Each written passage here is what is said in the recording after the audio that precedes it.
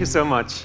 It's really, really interesting to me that for every single speaker that you've seen today, including me, as soon as we walked out on stage, without anyone ever explicitly telling you to, you started applauding.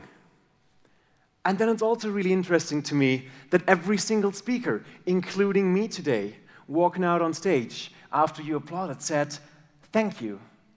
Again, without anyone explicitly telling us to. It's almost like that's a conditioned response. Now, a conditioned response means that a certain trigger or a certain stimulus, in this case, me walking out on stage, elicits a certain cue or a certain response in you. We meet these responses everywhere in life all the time. I think one of the best examples that I could think of is when you walk down the street and a certain smell comes into your nose and it just takes you right back to childhood. Did you ever experience that? Is that something you know about? I think it is, right? It's a cue response system. Today I'll talk about where we find these cue response systems, how they work, and more importantly, how we can make these cue response systems work for ourselves. Now, before we get to that, I think it might be interesting and fun to actually do a quick demonstration concerning cue response systems. So let's take a quick look. I think we're going to have somebody join us up on stage, and that'll be... what the fuck? Fair enough. Somebody like in the very, very back. Is that right? Who's that? Oh, he's too needy, but that's fine. Let's get him up on stage. Let's give him a round of applause. It's going to be a long way. It'll be a long way. Get him up on stage. Long, long way. Fantastic. It'll take a little while until he's coming from all the way in the back. At some point during the talk, I will be teaching you how to elicit cue response systems yourself at will. We will get to that in a moment. I will also talk about how they work and the neurological processes behind cue response systems. So let's see if that dude is already walking out. I think he's coming, yes. We have an ice rink in the backstage, and as soon as he comes through, give him a round of applause. Fantastic.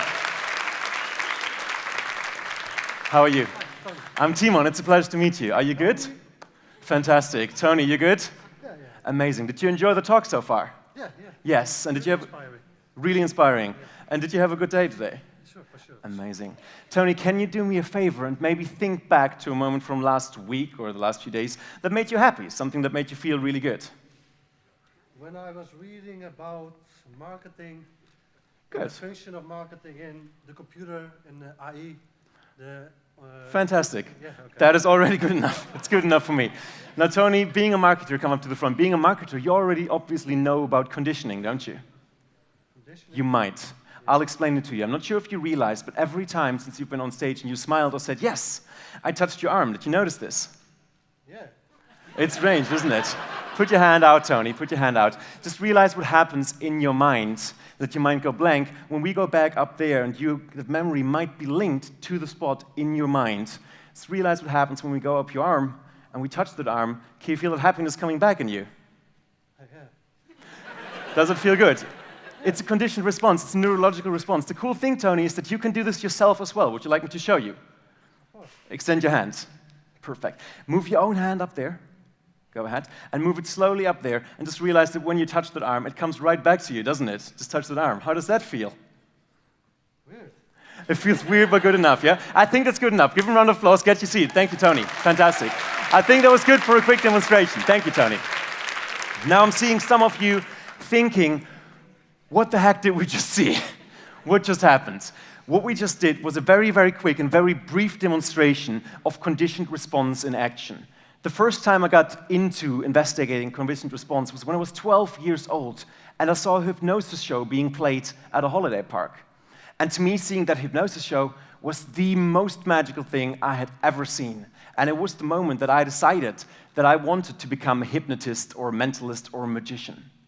I went on that path. I went to write some people to learn about hypnosis or mentalism or mind reading, and everybody thought that at 12 years old, I was too young to do that. So I did what any 12-year-old would do. I started teaching myself. And I copied exactly what I saw on stage and took it from there. I think there was more luck involved than actual skill, but I made it through. At 16 years old, I went to New Zealand. I found a mentor. He helped me write my very first book on hypnosis, which got me in touch with people all around the world. I then got to be awarded the title of Best European Mentalist last year, and finally got to fulfill my dream to play in Las Vegas for the very first time last year as well, and that was amazing. It was really cool. Now, I'm not going to talk to you about the drive or the inspiration or the love that I have for that, and it is a love. It's, in fact, so much of a love that I have my logo, which stands for the love for magic, tattooed onto my wrist because it's the one thing I love most in life. Because I think there's people that will talk about inspiration way better than I. But I will talk to you about the one tool that I have used that has done me well over the last 11 years, time and time again, which is anchoring or conditioned response. I think the best definition I can give you of anchoring or conditioned response would be an anchor refers to any specific cue that elicits a predictable response. A predictable response means that it repeats itself. Now, if I were to ask some of you if you feel like having a coffee right now, some of you might say yes, some of you might say no. 10 minutes from now, this might be different. It's not a predictable response, it's not conditioned. But a person that's maybe hugely afraid of spiders, as soon as they see the cue, the stimulus of a spider, their response will predictably be fear. That's what it means for it to be a predictable or a conditioned response. When I first encountered this concept, I thought, great, it's good for me to know that there are specific cues that trigger specific responses, but what good does it if I can't control those cues?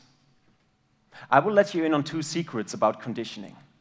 The first one is that if you know the correct trigger, you can elicit any response in yourself or others that you wish. And some of you already know this. I'm sure there must be people in the audience right now maybe wearing a special piece of clothing that makes you feel sexy, and it makes you therefore feel confident. Or maybe some of you put on a piece of jewelry that you consider to be a lucky charm. I put on my lucky socks. They have pucks on them, because I love pucks, and they make me feel really happy. And all these things really are certain cues that trigger a specific response in you. Does that make sense? So you already know that you can trigger these responses. The second secret, and this is where it gets really cool, is that you can set up, create new trigger response systems at will. Again, I hear you thinking, that's great, but how do we do that? Now, before we get into the how that works, let's talk real quickly about why that works. And it works due to 2 mental slides, if you want, 2 slides of mind that your brain is capable of doing, the first one of which being pattern recognition. Pattern recognition, we'll get to that in a moment. Pattern recognition means that your brain is able to learn from past experiences and then to apply this learned behavior to new similar situations. Basically, what this means is that pattern recognition helps us not make the same mistakes twice. There's a reason for this. It's an evolutionary reason. When you think about maybe your caveman ancestors running into a ferocious cat and they're barely escaping with their lives, it would now be good for the brain to make the leap that when next time they enter a similar situation, they meet a similar cat, they don't want to go cuddle it, but they apply the learned knowledge and realize that it's not a good idea to go near. That's what pattern recognition is. It's also how anchoring or conditioning works. In anchoring and conditioning, we enter a situation, we get a specific cue, and this cue will elicit a specific response. This cue could be anything. Me saying something, it could be a smell, it could be a jewelry you put on. It elicits a response, and depending on if that situation plays out well for you, positive effect, next time around you get a strengthened positive response to the same or a similar cue. Or if it plays out negatively, next time you get a reduced or weakened negative response to the clue, effectively driving you away from similar situations. Does it make sense? I think it does, yes? It's also the reason that at some point only imagining an anchor is enough, and we'll get to that. The second sleight of mind that our brain is capable of doing is called action imagery. It's research, and I think this is one of the most fascinating pieces of research ever done by Dr. David Hamilton. Dr. David Hamilton had a group of people over the course of several weeks practice a very simple piano song. Once he was sure that these people had really hammered that song in there, he took them into his laboratory and he took a brain scan while these people were playing their simple set of notes. That's the boring part. The fascinating part happened right after, because he took another brain scan, this time, however, asking the people to only imagine that they were playing the same thing. The really cool thing is that if you held up both brain scans next to each other, just from looking at them, there was no way to distinguish which brain scan was taken when they actually played the song and which brain scan was taken when they merely imagined playing the song.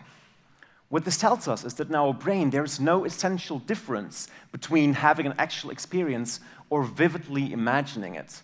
And that's exactly what will enable us to create anchors for ourselves. Let's get to that. Again, how do we do that? There's a simple plan I devised for you, a 5-step anchoring plan to doing this yourself.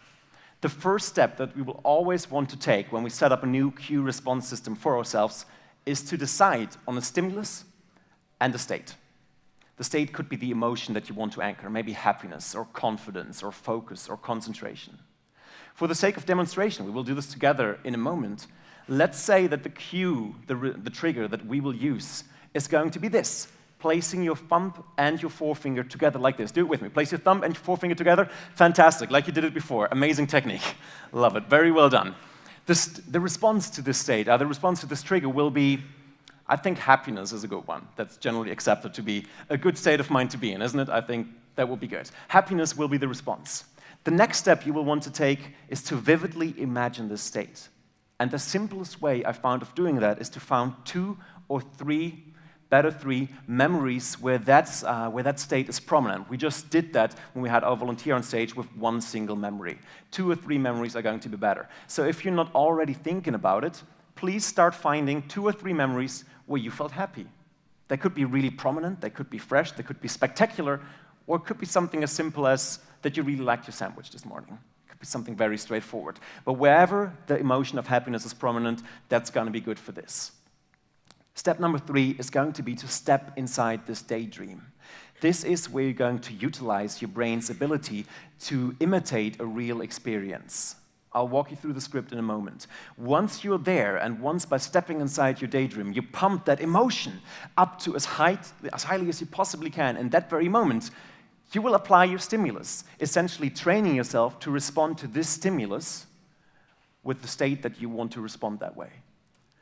All that's left afterwards is to test, use, and enjoy your anchor. We'll do that together. So if you're ready, if you found 2 or 3 memories to do this with, let's go. Close your eyes for me. I'm not going to punch you. Just close your eyes for a moment. Trust me on this, okay?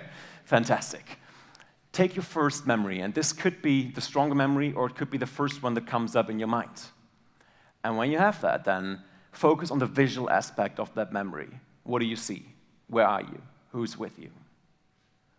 And try and go into the details a little bit in your mind. And from there, shift your focus to the auditive aspect of that memory. Listen to what you heard. Words, environmental sounds, your own heartbeat, breathing. And from there, shift it again to what you smelled. There might have been good smells or bad smells, prominent smells, subtle smells. And when you're already at it, go to what you could taste. And maybe there was no specific taste in your mind right now, and if that's the case, then be aware of that as well. And from there, one more time, shift your focus to what you could feel. Just the physical feeling, position of your body, exhaustion, energy, touch, temperature, clothing, any of those things will do. And from there, shift your focus to what you could feel inside that emotion. Notice where in your body it starts and allow it to grow stronger with every breath you take. Give it a color if you can and make the color brighter. Make it move through your body quicker and quicker. Allow it to grow into your hands, your fingers, your legs, into your toes, up into the tips of your hairs, into your face. If you want to smile, you can smile. That's absolutely fine. And in a moment, I'm going to count from 3 to 0. And with each number that I count, I'd like you to let that emotion grow stronger and stronger, as strongly as you possibly can. And once we are at 0, do your anchor movement, thumbs and forefingers for 3 seconds, then release and keep your eyes closed. We will do one more memory afterwards. There'll be 3. Allow that memory to go stronger and stronger. Allow it to curse through your body. Allow that smile to spread onto your face. There'll be 2, making it grow warmer and warmer, harder and harder throughout your body. There'll be 1, get ready to press, and 0. Press your anchor together for 3 seconds, 2, 1, release, close your eyes and let go. Fantastic. You're doing amazingly well. I can see so many of you smiling right now. It looks really good. We'll go to the second memory. We'll go through this one a little more quickly because you already know what's about to happen. Second memory, take a look at the visual aspect of your memory. What did you see? Where are you? Day or night? Details, people around you, location. Then go to what you heard. Maybe words being spoken, heartbeat, breathing, and what you smelled. Good smells, bad smells, subtle smells, intrusive smells. And from there, once again, shift to what you could taste. And if there's no specific taste, then be aware of that as well. And once you've done all those things, and you reconstructed your memory bit by bit, once you've done all those things, go to what you felt in your body, just a physical feeling, physical sensation of temperature, movement, position. And once you've got that, once again, notice where in your body that emotion of happiness is located. Notice where it starts and allow it to grow stronger with each moment that you're listening to me, with each breath that you take, and allowing it to curse through your body more and more. Get ready. In a moment, I'm again going to count from 3 to 0. And again, with each number that you hear me count, allow that emotion to grow higher and higher. And once we arrive at 0, press your thumbs and your forefinger together once more to condition yourself to that stimulus and that response. That'll be 3. Allow that memory to grow stronger and stronger through your body into every aspect of your body and being. That'll be 2. Allow it to grow more and more. And 1 and 0. Put your hands together. Fantastic. That's looking good. 3, 2, 1, and release. And let go, and open your eyes and shake it off. Fantastic. It was already worth it to me to just do this for seeing so many of you smile. Really cool. Very well done. We're missing one last step. And by the way, if you want to do this at home for any other emotion than happiness, focus, or concentration, on the TEDx website, or TEDx Friesland website, we have provided this very script for you to use and enjoy. You can do this with other people, you can do this with yourself, you can set more than one single anchor. The last thing we need to do is to test and use the anchor. So let's do a quick test for the anchor. Maybe all of you, let your minds go blank and give yourself a scaling from 1 to 10 at where you would rate your happiness right now. Maybe 1 means I'm just about to leave, and 10 means I'm really, really very happy.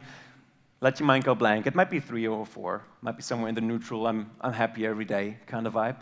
So give yourselves a rating for that. How happy are you right now? And then in a moment, we're going to use the anchor together from 3 to 0. In a moment, we will use this together.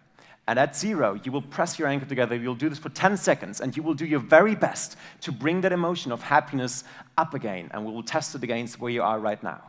So if you have a rating in mind, close your eyes. Get ready to do your anchor. This is the test. I will count from 3 to 0. On the count of 0, put your anchor together. You get 10 seconds to bring that emotion up as highly as you can. That'll be 3, 2, 1. Press your anchor together, and 10 seconds. 9, allow that emotion to grow, grow, grow, grow. 7, 6, 5, allow it to grow more and more throughout your body. 4, 3, 2, 1, let go and release. Fantastically done. The more often you do this, the stronger it will actually get. And just test yourself against that. Check again, on a scale from 1 to 10, how happy are you? And if you are, after doing your anchor, even only 1 or 2 or 3 points happier, raise your hand for me. I want to see this. Who feels happier? And that's quite a lot of you. And that, for you, is how you create an emotion or happiness literally at the push of a button. Thank you very much. It's a pleasure to be with you. Thank you.